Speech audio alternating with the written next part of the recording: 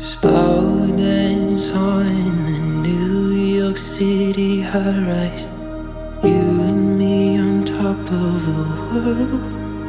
And I'm feeling like it was only ever you.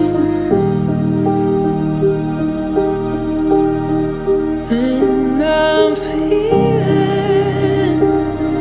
like you was something I won't lose.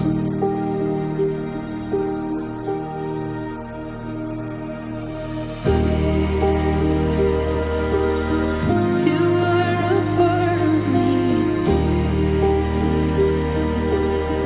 I swear you'll always be. I swear you'll always be a part of me.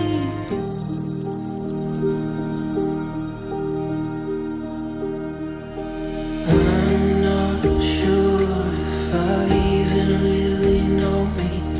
Something in you feels like myself. There's a way I see you in this moment. I will hold it all of my life. And I'm feeling like it was only ever you.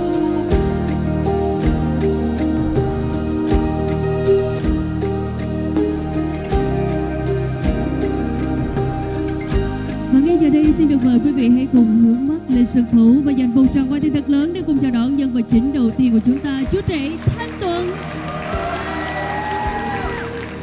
Và quý vị thân mến, chàng trai khôi ngô tuấn tú Thanh Tuan của chúng ta cũng đã xuất hiện ở trên sân khấu và sẵn sàng để đón chờ và nắm bàn tay của người con gái mà anh yêu thương nhất, người con gái quan trọng nhất của cuộc đời anh, người mà sẽ cùng đồng hành với anh trong chặng hành trình sắp tới của cuộc đời, sẽ cùng anh sẻ chia những ngọt ngào của cuộc sống. Và giờ đây không để chú rể Thanh Tuan và quý vị phải chờ lâu hơn nữa, xin được mời quý vị hãy cùng hướng mắt về cổng chính cối đi và dành một tràng hoa tay thật lớn để cùng chào đón nhân vật chính thứ hai của chúng ta, cô dâu Ngoc Trần.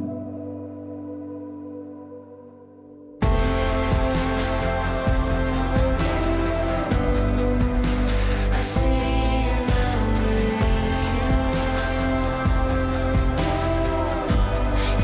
Never be the same as start of my heart, a river washing over me came and changed everything. Ngày hôm nay là ngày lành tháng tốt. Xin chúc mừng và nâng đi cho hai cháu Tuấn Trầm trăm năm hạnh phúc. Và sau cùng chúng ta cùng nâng cấp chúc mừng cho hai cháu Tuấn Trầm trăm năm hạnh phúc, mãi mãi bên nhau, đời đời bền vững.